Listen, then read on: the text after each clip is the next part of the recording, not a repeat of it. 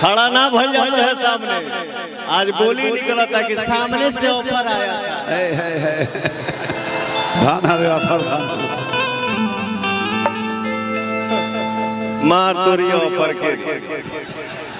Offer के देन के नहीं, सामने से ऑफर आया था तो हमारे भैया सब रील बना दिए हैं। ऐसा दिन आ गया है पवन सिंह का। खैर, इंसान के अंदर अभिमान नहीं बट स्वाभिमान होना भी बहुत जरूरी होता है। सही बात है। जब स्वाभिमाने नहीं है तो फिर जी के मतलब क्या है ना? पवन सिंह को बोल के किसी भी कलाकार को अगर सुकून मिलता है, व्यूज मिलता है यूट्यूब पे, चर्चाएं मिलती है, चर्चाएं होती है, जाओ तो बात बोल के खुश हो लो। जाओ जाओ। मैं हर बात का जवाब देना उचित नहीं समझता। जय श्री राम।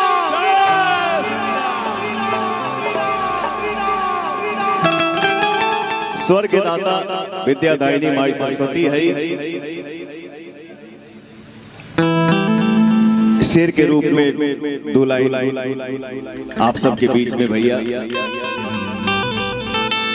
सरदा भवानी रखा सभा बीच पानी। अपने जीवन की शुरुआत गायकी का मैं इसी लाइन से किया था। जो हमारे चाचा हमारे पर्स में जो 2 रुपए का नोट दिए थे ना, आज से 25 साल पहले, वो हमारे पर्स में वो 2 रुपए का नोट आज मिली। तो भैया रहे ना पर्स लेके घूमता नहीं हम। पर्स का जमाना में अब गूगल पे फोन चलता है। तो मैं अपने जीवन का शुरुआत इसी लाइन से करता हूँ हर मंच पे भैया। कोशिश करता हूँ कि आप सबका आशीर्वाद मिलता रहे। सरदा भवानी रखा सभा बीच पानी।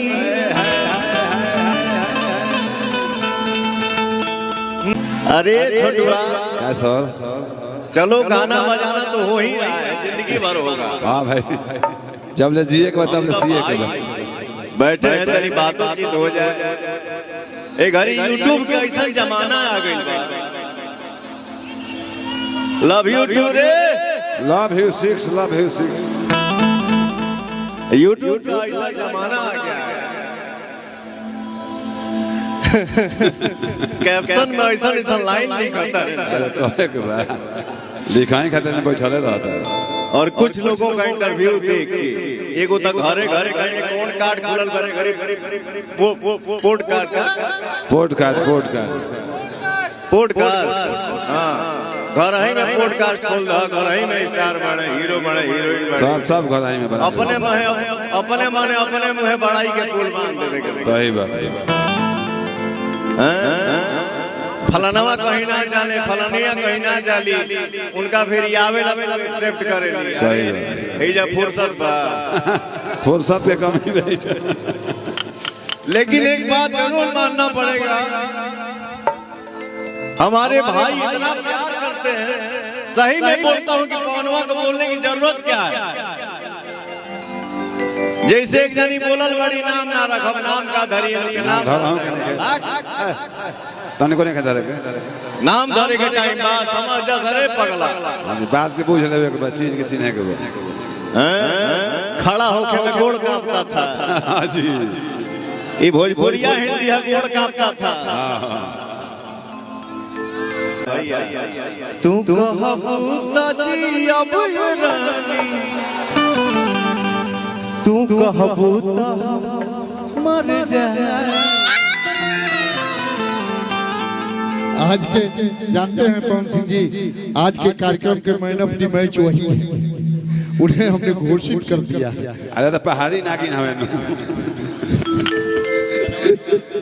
ए व्यास जी, ये रवि रंजन भाई किताब आपके ऊपर लिखे हैं, पावर स्टार 2 शब्द बोलना चाहते हैं उसको। आइए आइए। जय रवि रंजन जी। रवि रंजन जी, आप गाना जिला के साथ किताब जब लंच हो तो अमित कथा कहे जी।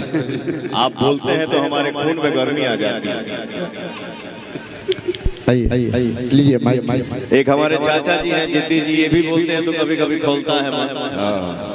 एक नरमा गल फिर बेटा सुला देता है, बट अच्छा इंसान। God bless you. खूब आगे द्वार पर टाइल्स में लगा होता है। मैं किताब जब लिख रहा था पावर स्टार, जो जल्दी छप जाएगी, तो मैं पवन सिंह जी, पावर स्टार जी, आप जितना इनको उपाधियां आपने दी है, बचपन से लेकर के अभी तक के जो ताल्लुकात रहे हैं इनके, वो सब इतने शानदार रहे हैं कि सबका जिक्र मैंने किया है। और यकीनन जब मैं वो पढ़ना चाहता हूँ, उस दो पंक्तियां आप तक पहुंचाने की कोशिश कर रहा हूँ, क्योंकि जरा पाने की चाहत में बहुत कुछ छूट जाता है। तुम्हारे पास आता हूँ जमाना रूठ जाता है। मोहब्बत लिखने पढ़ने में बड़ी आसान दिखती है, मोहब्बत को निभाने में पसीना छूट जाता है। एक ऐसा लड़का जिसने पूरे देश और दुनिया में भोजपुरी का डंका बजवाया, वो असाधारण व्यक्तित्व कोई और है, वो कौन हो सकता है? जमी के जिस्म पर चादर सी डाल देता है, दरख्त धूप को साए में ढाल देता है। ये भोजपुरी का सुपरस्टार, स्टारों का स्टार है, जब भी बोलता है कलेजा निकाल देता है। मैं एक बात कहूं साहब, ये हल्की दाढ़ी पर मुस्कुराने वाला आदमी हाफ कट हंसता है। ये धोनी की तरह, शतक की तरह हंसता है। ये आधा हंसता है, आधा मुस्कुराता है। लड़कियों को पता ही नहीं चलता है हंसता है कि मुस्कुराता है। इतना सुंदर भोजपुरी का स्टार, तब जाके कहूंगा कि जिंदगी को खुद का तलफकार नहीं होने दिया, जिंदगी को खुद का तलफकार नहीं होने दिया।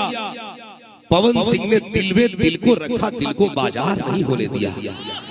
ये दिल को बाजार नहीं बनाते साहब। और यकीनन आप सबके दिलों पर राज करने वाले पवन सिंह जी के लिए वो एहसास हम तो चाहिए कि एकरा भीतर के सब कुछ रहे। देखिए क्या है, बाजारों लोगे ऐसा का कर, मार्केटों को रहल जरूरी है, सामान बिकाई कैसे। बातों को काटा, सॉरी। नहीं ऐसा नहीं है। तो दिल का कभी, दिल का खुद को दिल का तलफकार नहीं होने दिया, और पवन सिंह ने दिल को कभी अपना बाजार नहीं होने दिया। और यकीनन जिस रूप में पवन सिंह जी ने गाया, तेरे चेहरे के आगे गुलाब क्या होगा, ऐ भोजपुरी की शान, तू मुस्कुराता है, तू गाता है, तेरा जवाब क्या होगा। जब कोई आए एक बार दोनों हाथ ऊपर उठाइए, पूरा हाथ उठा करके एक बार जोरदार ताली बजाइए, एहसास कराइए। ये जो आप जो कह रहे थे गांधी मैदान से लेके पूरी घटना को, अरे आप में तो ताकत है कि पूरी घटना बदल दे। आप में वो ताकत है कि आप सबको, एक ऐसा खूबसूरत हाथ है कि जिसके कंधे पर पड़ता है वो सुपरस्टार हो जाता है। एक ऐसा हाथ है जिसको हारमोनियम पकड़ के बता दे वो गाने लगता हो।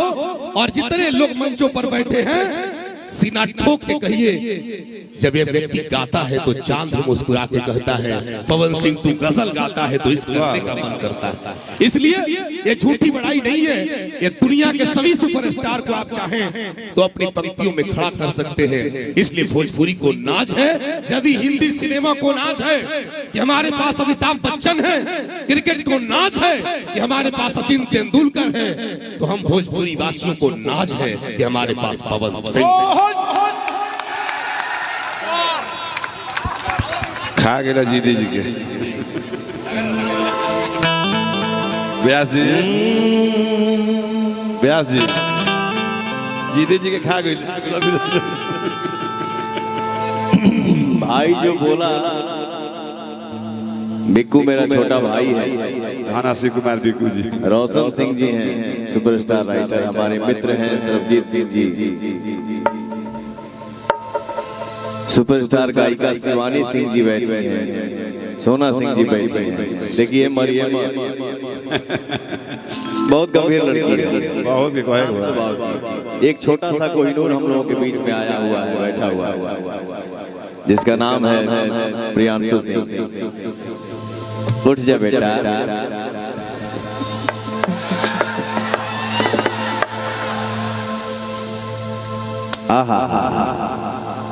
देखिए एक कलाकार मेहनत करता है बट आपका आशीर्वाद मिलता है, उसमें चार चांद चढ़ जाता है। ये लड़का आज भोजपुरी का एक हिस्सा है, सुपरस्टार है और आगे और मेहनत करेंगे। और भी मेरा एक लड़का है सरगम पीछे का पीछे रहता है सरगम पुतरे कमरिया जिंदगी भर रही है 55.6761 ऐसे ही ध्यान रखो, हमेशा एक जैसा रहे, फर्क ना पड़े बेटा। इनकर जाकिट हमारे छापत थी सरगम आकाश जी के लिए एक जोरदार ताली हो जाए भैया। जाकिट नंबर छापत थी राशि। इतना अच्छा भाव आपने बताया। एक तो हमारा फिल्म होता, वो फिल्म के नाम आज हमारे प्यार के शादी बा। वो में एक तो सैड सॉन्ग बा जरा कि एक लाइन याद आ गई, कबो कबो प्यार में बिछड़ल जरूरी है, कबो कबो प्यार में बिछड़ल जरूरी है। एक बहुत ही सीनियर राइटर मुंबई शहर में हमसे एक बात बोले कि बेटा ये जो प्यार ये कभी पूरा हो नहीं सकता। प्यार में आधा पा, इश्क में आधा सा, मोहब्बत में आधा पा। ये अधूरा था, अधूरा है, अधूरा ही रहेगा। साहब जब पूरा अगर तब लगे प्यार से खुश रहेगा। हंसलू तो भाग हमारा जाग जाए, हंसलू तो भाग हमारा जाग जाए, जा हमारो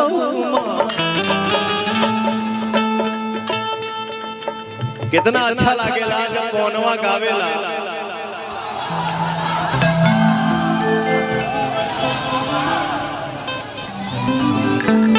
गरीब गरीब ये सुनाला कि चल चल चल तोरा माई। लेकिन ये बहुत बड़ा सौभाग्य है कि आपका भाई पवनवा सैड सॉन्ग गाता है, रोमांटिक गाता है और हमारे भाई एंजॉय करते हैं। बच्चे झूमते हैं, हंसलू तो भाग हमारा जाग जाए, हंसलू तो भाग हमारा जाग जाए,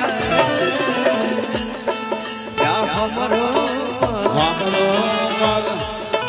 जा हमरो हरे के लाग जाए, जा हमरो तो हरे के लाग जाए, जा हमरो तो हरे के लाग जाए, हंसलू तो भाग हमारा जाग जाए, हंसलू तो भाग हमारा जाग जाए, जा हमरो हरे के लाग जाए, जा हमरो तो हरे के लाग जाए।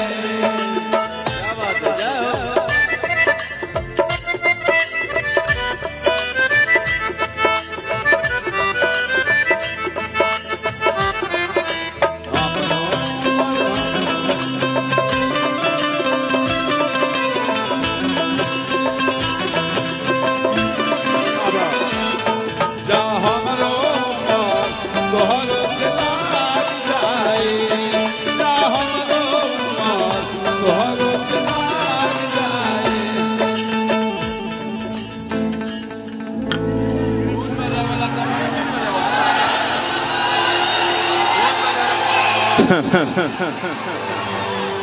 अजय सदा सुहागिन रहा। सदा सुहागिन रहा।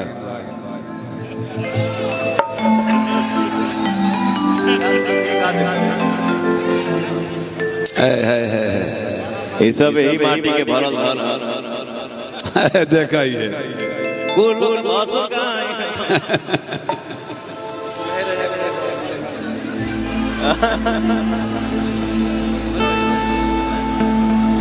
नहीं हाँ हाँ हाँ ये कार्यक्रम बहुत पहले फाइनल भइल रहे।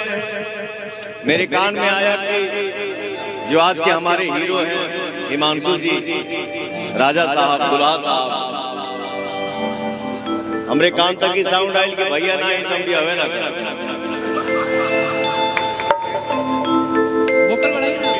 तो बहुत ही बिजी शेड्यूल बा, लेकिन सारा काम के साइड करके आज भाई के तिलक में पहुंचे के मौका मिला। सही बात। लोकेश भाई की वजह से, हमारे सारे भाइयों की वजह से, आप सबके प्यार की वजह से मिल के जब